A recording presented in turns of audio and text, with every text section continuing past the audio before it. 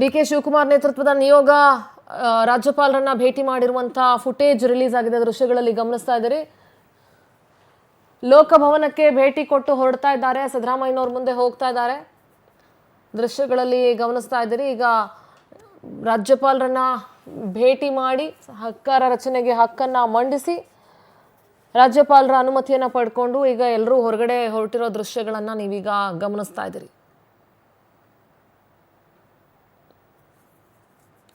ಲೋಕಭವನದಿಂದ ಎಲ್ಲರೂ ಹೊರಟಿರೋ ದೃಶ್ಯವನ್ನ ನೋಡ್ತಾ ಇದ್ದೀರಿ. ಪ್ರಮಾಣವನ್ನ ಬೋಧಿಸಲಿದ್ದಾರೆ ಗವರ್ನರ್ ಥಾವರ್ ಚಂದ್ ಗೆಹ್ಲೋಟ್. ಬುಧವಾರ ಸಂಜೆ 5:15 ಶುಭ ಗೋಧೂಳಿ ಮುಹೂರ್ತದಲ್ಲಿ ರಾಜ್ಯದ ನೂತನ ಮುಖ್ಯಮಂತ್ರಿಯಾಗಿ ಪದಗ್ರಹಣವನ್ನ ಡಿಕೆಶಿ ಮಾಡಲಿದ್ದಾರೆ. ನೆಕ್ಸ್ಟ್ ಈಗ ಸಚಿವರು ಯಾರ್ಯಾರು ಏನು ಎತ್ತ ಅನ್ನೋದೆಲ್ಲವೂ ಶುರು ಆಗ್ತಾ ಹೋಗುತ್ತೆ. ಯಾರ್ಯಾರಿಗೆ ಸಚಿವ ಸ್ಥಾನ ಕೊಡಬೇಕು, ಏನು ಎತ್ತ, ಯಾರನ್ನ ಮೊದಲನೇದಾಗಿ ಈಗ ರಾಜ್ಯಪಾಲರ ಜೊತೆ ಮುಖ್ಯಮಂತ್ರಿಯಾಗಿ ಪ್ರಮಾಣ ವಚನ ಸ್ವೀಕರಿಸುವಂತ ಸಂದರ್ಭದಲ್ಲಿ ರಾಜ್ಯಪಾಲರ ಇದರಲ್ಲಿ ಯಾರು ಸಚಿವರಾಗಿ ಪ್ರಮಾಣ ವಚನ ಸ್ವೀಕಾರ ಮಾಡ್ತಾರೆ ಅನ್ನೋದು ಕೂಡ ಇಲ್ಲಿ ಕುತೂಹಲವನ್ನ ಮೂಡಿಸ್ತಾ ಇದೆ. ಸಿಎಲ್ಪಿ ನಾಯಕನಾಗಿ ಆಯ್ಕೆಯಾಗಿರುವ ಪತ್ರವನ್ನ ಡಿಕೆ ಶಿವಕುಮಾರ್ ರಾಜ್ಯಪಾಲರಿಗೆ ನೀಡ್ತಾ ಇರುವಂತಹ ದೃಶ್ಯವನ್ನ ನೀವೀಗ ನೋಡ್ತಾ ಇದ್ದೀರಿ.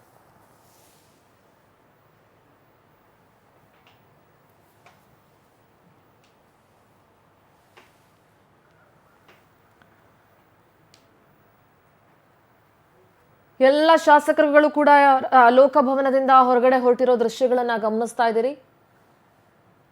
ಇನ್ನು ಸಚಿವ ಸ್ಥಾನದ ಆಕಾಂಕ್ಷಿಗಳ ಲೆಕ್ಕಾಚಾರಗಳು ಆರಂಭ ಆಗುತ್ತೆ. ಯಾರನ್ನ ಮೊದಲ ಹಂತದಲ್ಲಿ 8 ರಿಂದ 10 ಹಿರಿಯ ಶಾಸಕರುಗಳು ಸಚಿವರಾಗಿ ಪ್ರಮಾಣ ವಚನವನ್ನ ಸ್ವೀಕಾರ ಮಾಡ್ತಾರೆ ಅವತ್ತು ಅಂತ ಹೇಳಲಾಗ್ತಿದೆಯಲ್ಲ, ಆ 8 ರಿಂದ 10 ಶಾಸಕರು ಯಾರು, ಸಿದ್ದರಾಮಯ್ಯನವರ ಕ್ಯಾಬಿನೆಟ್ ನಲ್ಲಿ ಇದ್ದಂತಹ ಯಾರ್ಯಾರನ್ನ ಇಲ್ಲಿ ಕೈ ಬಿಡ್ಲಾಗತ್ತೆ, ಯಾರನ್ನ ಮತ್ತೆ ಡಿಕೆ ಸಂಪುಟಕ್ಕೆ ಸೇರಿಸಿಕೊಳ್ಳಲಾಗತ್ತೆ, ಈ ಲೆಕ್ಕಾಚಾರಗಳೆಲ್ಲವೂ ಕೂಡ ಈಗ ನಡೀತಾ ಇದೆ. ನೂತನ ಸಿಎಂ ಪ್ರಮಾಣಕ್ಕೆ ರಾಜ್ಯಪಾಲರು ಕೂಡ ಗ್ರೀನ್ ಸಿಗ್ನಲ್ ಕೊಟ್ಟಿದ್ದಾರೆ. ಜೂನ್ 3ನೇ ತಾರೀಕು ಸಂಜೆ ಡಿಕೆ ಶಿವಕುಮಾರ್ ಪ್ರಮಾಣ ವಚನದ ಸಮಾರಂಭ ಲೋಕಭವನದ ಗ್ಲಾಸ್ ಹೌಸ್ ನಲ್ಲಿ ನಡೆಯುತ್ತೆ. 18ನೇ ಮುಖ್ಯಮಂತ್ರಿಯಾಗಿ ಪ್ರಮಾಣವನ್ನ ಸ್ವೀಕರಿಸ್ತಾರೆ ಡಿಕೆ ಶಿವಕುಮಾರ್. ಪ್ರಮಾಣವನ್ನ ಥಾವರ್ ಚಂದ್ ಗೆಹ್ಲೋಟ್ ಅವರು ಬೋಧಿಸಲಿದ್ದಾರೆ. ಡಿಕೆ ಶಿವಕುಮಾರ್ ಜೊತೆ ಕಾಂಗ್ರೆಸ್ನ ಹಿರಿಯ ಮುಖಂಡರು ಎಲ್ಲರೂ ಕೂಡ ಸಾಥ್ ನೀಡಿದ್ರು.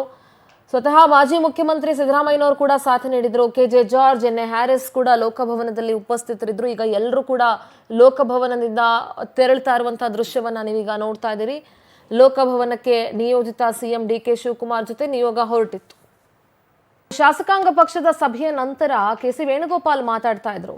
ಸಿದ್ದರಾಮಯ್ಯ ಮತ್ತು ಡಿಕೆ ಶಿವಕುಮಾರ್ ಸೇರಿದಂತೆ ಇವರೆಲ್ಲರ ಉಪಸ್ಥಿತರಲ್ಲಿ ಸುರ್ಜೇವಾಲಾ ಅವರು ಕೂಡ ಇದ್ರು. ವೇಣುಗೋಪಾಲ್ ಹೇಳ್ತಾ ಇದ್ರು, ಕಾಂಗ್ರೆಸ್ ಹೈಕಮಾಂಡ್ ಡಿಕೆ ಶಿವಕುಮಾರ್ ಅವರ ಹೆಸರನ್ನ ಸೂಚನೆ ಮಾಡಿತ್ತು.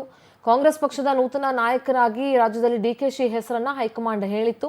ಸೊ ಕಾಂಗ್ರೆಸ್ ಪಕ್ಷದ ನೂತನ ನಾಯಕನಾಗಿ ಡಿಕೆ ಶಿವಕುಮಾರ್ ಈಗ ಆಯ್ಕೆಯಾಗಿದ್ದಾರೆ. ಡಿಕೆ ಶಿವಕುಮಾರ್ ಹೆಸರನ್ನ ಸಿದ್ದರಾಮಯ್ಯ ಅವರು ಮಂಡಿಸಿದ್ದಾರೆ. ಡಿಕೆ ಶಿವಕುಮಾರ್ ಹೆಸರಿಗೆ ಜಿ ಪರಮೇಶ್ವರ್ ಅವರು ಅನುಮೋದನೆ ಕೊಟ್ಟಿದ್ದಾರೆ. ಶಾಸಕಾಂಗದ ಪಕ್ಷದ ಸಭೆಯಲ್ಲಿ ಒಮ್ಮತದಿಂದ ನಾಯಕನಾಗಿ ಡಿಕೆ ಶಿವಕುಮಾರ್ ಅವರನ್ನ ಆಯ್ಕೆ ಮಾಡಿದೀವಿ ಅಂತ ಹೇಳಿ ಶಾಸಕಾಂಗ ಪಕ್ಷದ ಸಭೆಯ ಬಳಿಕ ಕೆಸಿ ವೇಣುಗೋಪಾಲ್ ಕೂಡ ಬಂದು ಅಡ್ರೆಸ್ ಮಾಡಿದ್ರು. ಇನ್ನು 2028ರಲ್ಲೂ ಕಾಂಗ್ರೆಸ್ ಪಕ್ಷ ಮರಳಿ ಅಧಿಕಾರಕ್ಕೆ ಬರುತ್ತೆ ಅಂತ ಹೇಳಿದ್ರು. ಲೋಕಭವನದಿಂದ ತೆರಳಿದ್ದಾರೆ ಕಾಂಗ್ರೆಸ್ನ ನಾಯಕರು. ನಿಯೋಜಿತ ಸಿಎಂ ಡಿಕೆ ಶಿವಕುಮಾರ್ ನಿರ್ಗಮಿಸಿದ್ರು ಲೋಕಭವನದಿಂದ. ಮಾಜಿ ಸಿಎಂ ಸಿದ್ದರಾಮಯ್ಯ, ಹೈಕಮಾಂಡ್ ನಾಯಕರು ಎಲ್ಲರೂ ಕೂಡ ವಾಪಸ್ ಆಗಿದ್ದಾರೆ. ಡಿಕೆ ಶಿವಕುಮಾರ್ ಪ್ರಮಾಣ ವಚನಕ್ಕೆ ಆಹ್ವಾನ ನೀಡಿದ್ದಾರೆ ಗವರ್ನರ್. ಜೂನ್ 3ರ ಬುಧವಾರ ಸಂಜೆ ಪ್ರಮಾಣ ವಚನ ಸಮಾರಂಭ ನಿಗದಿಯಾಗಿದೆ. ಲೋಕಭವನದಲ್ಲೇ ಸರಳ ಸಮಾರಂಭದಲ್ಲಿ ಡಿಕೆಶಿ ಪ್ರಮಾಣ ವಚನ ಕಾರ್ಯಕ್ರಮ ನೆರವೇರುತ್ತೆ.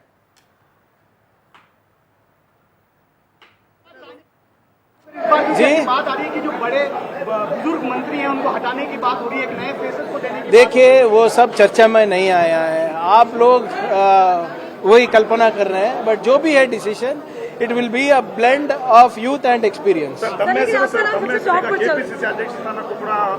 ಈಗ ತಾನೇ DCM ಅಂದ್ರಿ, PCC ಅಧ್ಯಕ್ಷರಂದ್ರಿ, ಹೋಮ್ ಮಿನಿಸ್ಟರ್ ಅಂದ್ರಿ. ನೋಡಿ, ಏನೇ ಇದ್ರೂ ಕೂಡ ಹೈಕಮಾಂಡ್ ಅವರು ಡಿಸಿಷನ್ ತಗೋತಾರೆ. ನಾಳೆ ಪ್ರಿಯಾಂಕ್ ನೀನು ಹೋಗಿ ಪಕ್ಷಕ್ಕೆ ಕೆಲಸ ಮಾಡಬೇಕು ಅಂದ್ರೂ ಕೂಡ ಮಾಡೋ ಜವಾಬ್ದಾರಿ ನಂದಾಗಿದೆ. ಇವತ್ತು ನಾವೆಲ್ಲರೂ ಕೂಡ, ನಾನೊಬ್ಬನೇ ಅಲ್ಲ, ಎಲ್ಲರೂ ಕೂಡ ಈ ಸ್ಥಾನಮಾನವನ್ನು ನಾವು ಅನುಭವಿಸ್ತಾ ಇದ್ದೀವಿ ಅಂದರೆ ನಮ್ಮ ಕಾರ್ಯಕರ್ತರಿಂದ, ನಮ್ಮ ಪಕ್ಷದಿಂದ.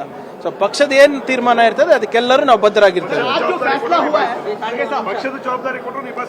Anything anything. ಈಗ ನಾಳೆ ಹೋಗಿ ಕಲಬುರಗಿನಲ್ಲಿರು, ಹಾವೇರಿನಲ್ಲಿರು, ಚಾಮರಾಜನಗರನಲ್ಲಿರು ಪಕ್ಷ ಬಲಿಷ್ಠ ಮಾಡು ಅಂದ್ರೆ ಅದನ್ನು ಕೂಡ ನನ್ನ ಕರ್ತವ್ಯ. ಗೊಂದಲನೇ ಇರ್ಲಿಲ್ಲ ಸರ್ ಗೌಡ್ರೆ, ಗೊಂದಲ ಎಲ್ಲಿತ್ತು? ಗೊಂದಲ ಇದ್ದಿದ್ರೆ ಇಷ್ಟು ಸ್ಮೂತ್ ಆಗಿ CLP ನಡೀತಾ ಇತ್ತ? ನೀವೇ ಹೇಳಿ सर। आज जो फैसला हुआ सर, ये 28 के चुनाव के लिए बहुत माकूल फैसला है, आपको ऐसा लगता है? Mark my words, 2028 Congress is going to come back in Karnataka. Thank you, sir. Thank you.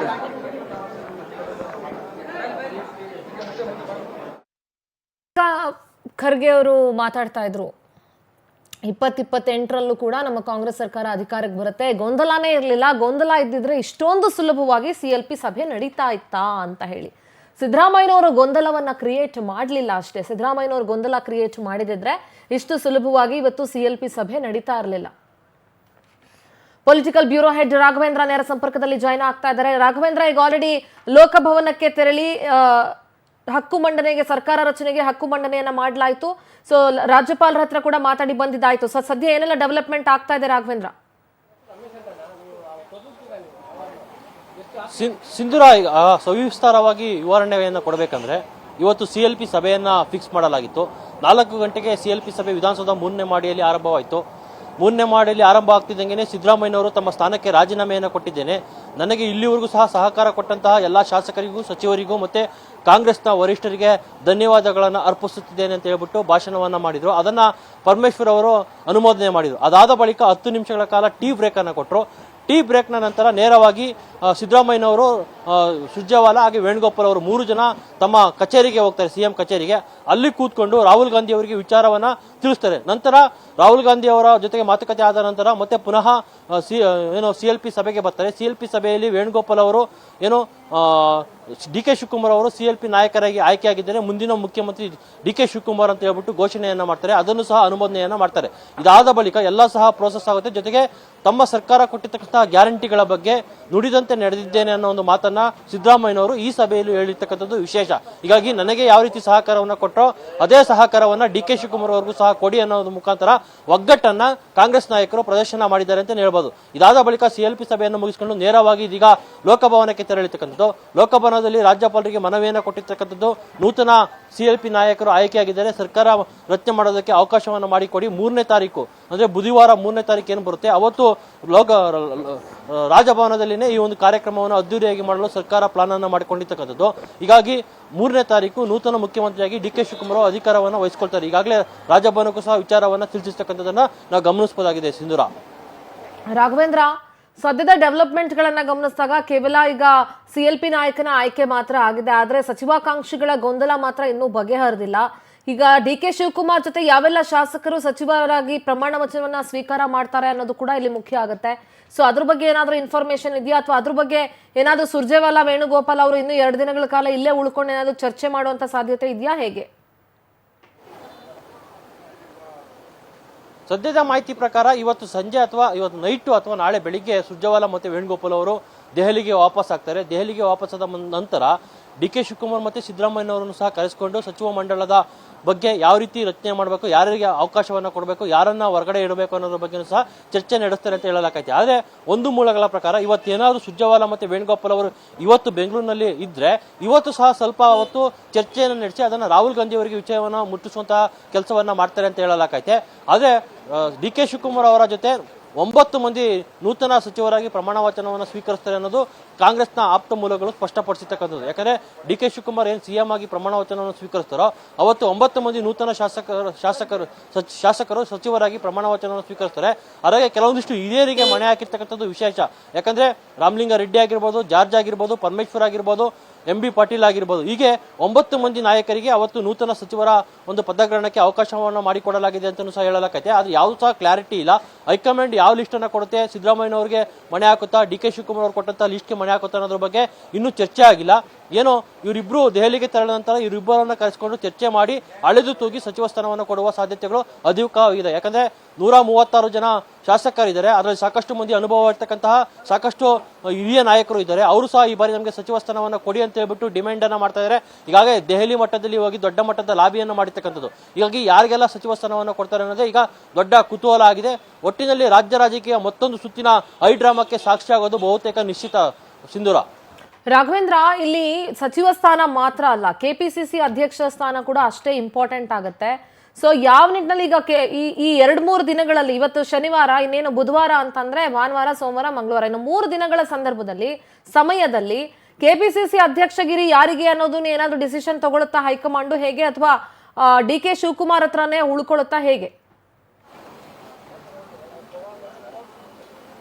ಅದು ನೋ ಚಾನ್ಸ್ ಅಂತಾನೆ ಹೇಳ್ಬೋದು. ಡಿ.ಕೆ. ಶಿವಕುಮಾರ್ ಅವರ ಹತ್ರ ಕೆಪಿಸಿಸಿ ಅಧ್ಯಕ್ಷ ಸ್ಥಾನ ಉಳ್ಕೊಳ್ಳೋದು ಯಾವುದೇ ಕಾರಣಕ್ಕೂ ಸಾಧ್ಯವಿಲ್ಲ. ಯಾಕಂದ್ರೆ ಅವರು ಮುಖ್ಯಮಂತ್ರಿಯಾಗಿ ಅಧಿಕಾರವನ್ನು ಸ್ವೀಕರಿಸಿದ ಬಳಿಕ ಈಗಾಗಲೇ ಮೂಲಗಳ ಪ್ರಕಾರ ಡಿ.ಕೆ. ಶಿವಕುಮಾರ್ ಅವರು ಕೆಪಿಸಿಸಿ ಅಧ್ಯಕ್ಷ ಸ್ಥಾನಕ್ಕೆ ರಾಜೀನಾಮೆಯನ್ನು ಕೊಟ್ಟಿದ್ದಾರೆ. ಅದು ಅಧಿಕೃತವಾಗಿ ಘೋಷಣೆ ಆಗಬೇಕು ಅಷ್ಟೇ. ಕೆಲವೊಂದಿಷ್ಟು ಆಪ್ತ ವಲಯಗಳು ಸ್ಪಷ್ಟಪಡಿಸತಕ್ಕಂಥ ಸತೀಶ್ ಜಾರಕಿಹೊಳಿ ಅವರು ಈ ಬಾರಿಯ ಕೆಪಿಸಿಸಿ ಅಧ್ಯಕ್ಷರಾಗಿ ಆಯ್ಕೆಯಾಗಿದ್ದಾರೆ. ಅದನ್ನು ಸಹ ಅಧಿಕೃತವಾಗಿ ಕಾಂಗ್ರೆಸ್ನ ಹೈಕಮಾಂಡ್ ಘೋಷಣೆ ಮಾಡುತ್ತೆ ಕೆಲವೇ ದಿನದಲ್ಲಿ ಅಂತ ಹೇಳಲಾಗೈತೆ. ಯಾಕಂದ್ರೆ ಸತೀಶ್ ಜಾರಕಿಹೊಳಿ ಅವರು ಸಹ ಕೆಲವೊಂದಿಷ್ಟು ಡಿಮ್ಯಾಂಡ್ಗಳನ್ನು ಇಟ್ಟಿದ್ದಾರೆ. ಈ ಹಿಂದೆ ಡಿ.ಕೆ. ಶಿವಕುಮಾರ್ ಅವರು ಕೆಪಿಸಿಸಿ ಅಧ್ಯಕ್ಷರಾದಂತಹ ಸಂದರ್ಭದಲ್ಲಿ 2 ದೊಡ್ಡ ಖಾತೆಗಳನ್ನು ಹೊಂದಿದ್ರು. ಹಾಗಾಗಿ ನನಗೂ ಸಹ ಈ ಬಾರಿ ಸರ್ಕಾರದಲ್ಲಿ ಒಂದು ಭಾಗವಾಗಿ ನೋಡ್ಬೇಕಾಗುತ್ತೆ, ನನಗೂ ಸಹ ಸಚಿವ ಸ್ಥಾನವನ್ನು ಕೊಟ್ಟು ಕೆಪಿಸಿಸಿ ಅಧ್ಯಕ್ಷ ಸ್ಥಾನವನ್ನು ಕೊಡಬೇಕು ಅಂತ ಹೇಳ್ಬಿಟ್ಟು ಡಿಮ್ಯಾಂಡ್ ಅನ್ನ ಇಟ್ಟಿದ್ದಾರೆ ಅಂತ ಹೇಳಲಾಗೈತೆ. ಇದಕ್ಕೆ ಸಿದ್ದರಾಮಯ್ಯ ಅವರು ಡಿ.ಕೆ. ಶಿವಕುಮಾರ್ ಯಾವ ರೀತಿ ಸಹಮತವನ್ನು ವ್ಯಕ್ತಪಡಿಸ್ತಾರೆ ಅನ್ನೋದು ಸಹ ಇದೀಗ ಕುತೂಹಲ. ಜೊತೆಗೆ ಡಿ.ಕೆ. ಶಿವಕುಮಾರ್ ಅವರು ಏನೋ ಸತೀಶ್ ಜಾರಕಿಹೊಳಿ ಅವರ ನಡುವೆ ನಡೀತಾ ಇರ್ತಕ್ಕಂತಹ ಗೇಮ್ ಪ್ಲಾನ್ ಏನಿದೆ, ಆ ಗೇಮ್ ಪ್ಲಾನ್ ನ ಒಂದು ಭಾಗವಾಗಿ ಡಿ.ಕೆ. ಶಿವಕುಮಾರ್ ಅವರು ಸತೀಶ್ ಜಾರಕಿಹೊಳಿ ಅವರಿಗೆ ಪ್ರಾಮಿಸ್ ಮಾಡಿದ್ರು, ಕೆಪಿಸಿಸಿ ಅಧ್ಯಕ್ಷ ಸ್ಥಾನವನ್ನು ನಿಮಗೆ ಬಿಟ್ಕೊಂಡು ಕೊಡ್ತೀವಿ ಅಂತ ಹೇಳ್ಬಿಟ್ಟು. ಹಾಗಾಗಿ ಸತೀಶ್ ಜಾರಕಿಹೊಳಿ ಅವರೇ ಕೆಪಿಸಿಸಿ ಅಧ್ಯಕ್ಷರಾಗ್ತಾರೆ ಅಂತ ಸಹ ಹೇಳಲಾಗೈತೆ. ಆದ್ರೆ ಇಲ್ಲಿ ಸಿದ್ದರಾಮಯ್ಯ ಅವರ ಬಣನೂ ಸಹ ದೊಡ್ಡ ಮಟ್ಟದಲ್ಲಿ ರಾಜಕೀಯ ಮಾಡ್ತಾ ಇರ್ತಕ್ಕಂಥದ್ದು. ಪರಮೇಶ್ವರ್ ಅಥವಾ ಸಿದ್ದರಾಮಯ್ಯ ಅವರ ಆಪ್ತ ವಲಯದಲ್ಲಿ ಗುರುತಿಸಿಕೊಂಡಿರ್ತಕ್ಕಂಥ ಈಶ್ವರ್ ಖಂಡ್ರೆ ಅವರಿಗೆ ಕೆಪಿಸಿಸಿ ಅಧ್ಯಕ್ಷ ಸ್ಥಾನವನ್ನು ಕೊಡಿಸೋದಕ್ಕೆ ಸಿದ್ದರಾಮಯ್ಯ ಅವರು ಮನಸ್ಸು ಮಾಡಿದ್ದಾರೆ ಅಂತ ಸಹ ಹೇಳಲಾಗೈತೆ. ಯಾವುದು ಸಹ ಕ್ಲಾರಿಟಿ ಇಲ್ಲ. ಆದ್ರೆ ಒಂದಂತೂ ಸತ್ಯ, ಏನು ಈ ಸರ್ಕಾರ ರಚನೆ ಆಗುತ್ತೋ, ಸರ್ಕಾರ ರಚನೆ ಆದ ರಾಘವೇಂದ್ರ, ಒಂದು ಪ್ರಶ್ನೆ. ರಾಘವೇಂದ್ರ, ನನ್ನ ಧ್ವನಿ ಕೇಳಿಸ್ತಾ ಇದೆಯಾ? ನೀವು ಈಗ ತಾನೇ ಹೇಳ್ತಾ ಇದ್ರಿ ಸತೀಶ್ ಜಾರಕಿಹೊಳಿ ಹಾಗೂ ಡಿ.ಕೆ. ಇಬ್ರು ಸೇರ್ಕೊಂಡು ಗೇಮ್ ಪ್ಲಾನ್ ಅನ್ನ ಮಾಡಿ ಪ್ರಾಮಿಸ್ ಮಾಡಿದ ಪ್ರಕಾರ ಕೆಪಿಸಿಸಿ ಪ್ರೆಸಿಡೆಂಟ್ ಪೋಸ್ಟ್ ಅನ್ನ ಸತೀಶ್ ಜಾರಕಿಹೊಳಿಗೆ ಕೊಡುವಂತ ಸಾಧ್ಯತೆ ಹೆಚ್ಚಾಗಿದೆ ಅಂತ ಹೇಳಿ. ಮತ್ತೊಮ್ಮೆ ಹೇಳಿದ್ರೆ ಸಿದ್ದರಾಮಯ್ಯನವರ ಬಣದಲ್ಲಿ ಗುರುತಿಸ್ಕೊಂಡಿರುವಂತ ಈಶ್ವರ್ ಖಂಡ್ರೆ ಅವರಿಗೆ ಆ ಸ್ಥಾನಮಾನವನ್ನ ಕೊಡಬೇಕು ಅಂತ ಪ್ಲಾನಿಂಗ್ ನಡೀತಾ ಇದೆ ಅಂತ ಹೇಳಿ. ಸತೀಶ್ ಜಾರಕಿಹೊಳಿ ಅವರು ಕೂಡ ಸಿದ್ದರಾಮಯ್ಯನವರ ಬಣದಲ್ಲೇ ಗುರುತಿಸ್ಕೊಂಡಿದ್ದಲ್ವಾ? ಖಂಡಿತವಾಗಿ ಈಗಲೂ ಸಹ ಸಿದ್ದರಾಮಯ್ಯ ಅವರ ಬಣದಲ್ಲೇನೆ ಸತೀಶ್ ಜಾರಕಿಹೊಳಿ ಅವರು ಇರ್ತಕ್ಕಂಥದ್ದು.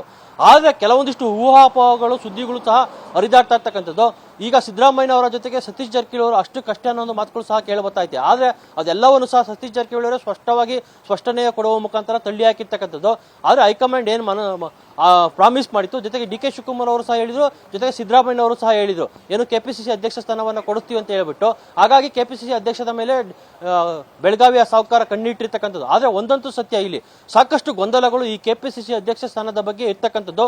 ಒಂದ್ ಕಡೆ ಸಿದ್ದರಾಮಯ್ಯ ಬಣನು ಸಹ ದೊಡ್ಡ ಮಟ್ಟದ ಲಾಬಿಯನ್ನ ಮಾಡ್ತಾ ಇದೆ. ಈ ಕಡೆ ಡಿ.ಕೆ. ಶಿವಕುಮಾರ್ ಅವರು ಸಹ ತಮಗೆ ಇಷ್ಟ ಬಂದವರಿಗೆ ಕೆಪಿಸಿಸಿ ಅಧ್ಯಕ್ಷ ಸ್ಥಾನವನ್ನು ಕೊಡಬೇಕು ಅನ್ನೋದ್ರ ಬಗ್ಗೆ ಸಹ ದೊಡ್ಡ ಮಟ್ಟದ ಲಾಬಿಯನ್ನ ಮಾಡ್ತಾ ಇದೆ. ಆದ್ರೆ ಈ ಬಾರಿ ಯಾರ ಕೈ ಮೇಲಾಗುತ್ತೆ ಅನ್ನೋದೇ ದೊಡ್ಡ ಯಕ್ಷ ಪ್ರಶ್ನೆ ಆಗಿರ್ತಕ್ಕಂಥದ್ದು. ಯಾಕಂದ್ರೆ ಒಂದು ಪಕ್ಷ ಸಿದ್ದರಾಮಯ್ಯ ಅವರ ಎಕ್ಸಿಟ್ ಏನಿದೆ, ಅದಕ್ಕೆ ಹೈಕಮಾಂಡ್ ಸಹ ಮೆಚ್ಚುಗೆಯನ್ನು ವ್ಯಕ್ತಪಡಿಸಿರ್ತಕ್ಕಂಥದ್ದು. ಹೀಗಾಗಿ ಅತಿ ಹೆಚ್ಚು ಸಿದ್ದರಾಮಯ್ಯ ಅವರ ಮಾತೆ ಇಲ್ಲಿ ಫೈನಲ್ ಆಗುವ ಸಾಧ್ಯತೆಗಳು ಅಧಿಕವಾಗಿದ್ದಾವೆ.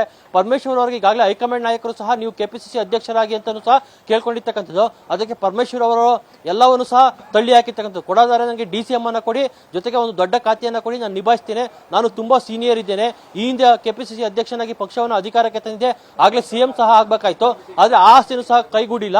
ಹೀಗಾಗಿ ಈಗ DCM ಮಾಡಿ ಒಂದು ಖಾತೆ